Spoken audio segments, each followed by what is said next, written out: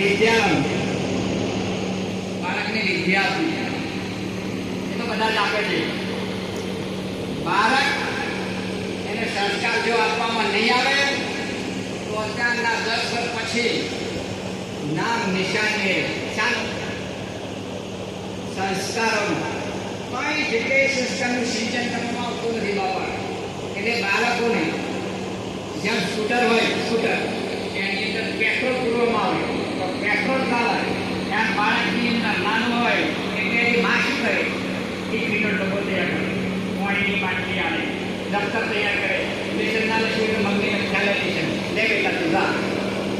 પણ ક્યારે એને કીધું છે કે બેટા વડીલોને પગે નાખો કહ્યું છે ના કહ્યું નથી. એટલે કહ્યું છે આ જો બધા બોલો બોલો પિતૃ દેવો ભવ, પિતૃ દેવો ભવ, પિતાને ભગવાન સમાન જાણો, માતૃ દેવો ભવ, માતાને ભગવાન સમાન જાણો, ગુરુ દેવો ભવ, આચાર્ય દેવો ભવ, પરસ્પર ભાવ દેવો ભવ.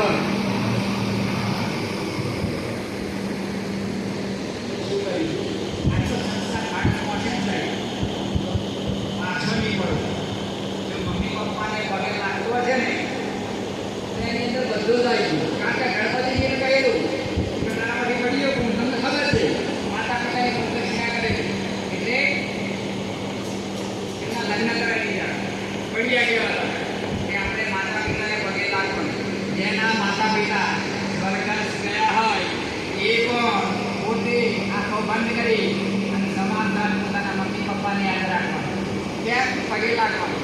આ દુનિયા કોને બતાવી? તમે અને હું કોની મરજીથી જન્મ લીધો? માતા પિતાના કારણે એમની ઈચ્છા હતી કે અમારે દીકરો જોઈએ. આગળ આવે છે કથા બ્રહ્માજીએ સૃષ્ટિની રચના કરી પણ બેહવું પડે આગેલા એક સંસ્કાર એમાં જરાય લેવાની આવે. બરાબર? વેદાના વેદનો અભ્યાસ કરાવો, કિસાન યુવાનીમાં પ્રવેશ તમારો સેવન દેવાય માની જાય. બરાબર છે? પણ એવું નહીં. ખરેખર ભર યુવાની એવી હોય છે બાળકની હું કરી નાખું એટલે નહીં નાકા થયું કેમ ખબર છે કરતું હોય છે નાકો છે મારા મમ્મી પપ્પા કંઈ માનતું નહીં હું એમ છે એમને એવું ખબર પડે એવું નહીં. મમ્મી પપ્પા તારા માટે કહેતા પણ બાળકને એવું થતું ક્યાં અત્યારે મોબાઈલ અને ટીવીના જમાને અંદર એવું કરવું નથી. સમાવર્તન સંસ્કાર, નિર્મા સંસ્કાર અને અંત્યેષ્ટિ.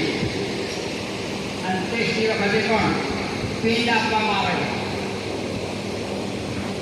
એટલે અગત્યની વાત શું છે દુનિયાની અંદર આરતીમાં પણ કહ્યું છે ગાયત્રીમાં જો મારે ના હોય તો દુનિયા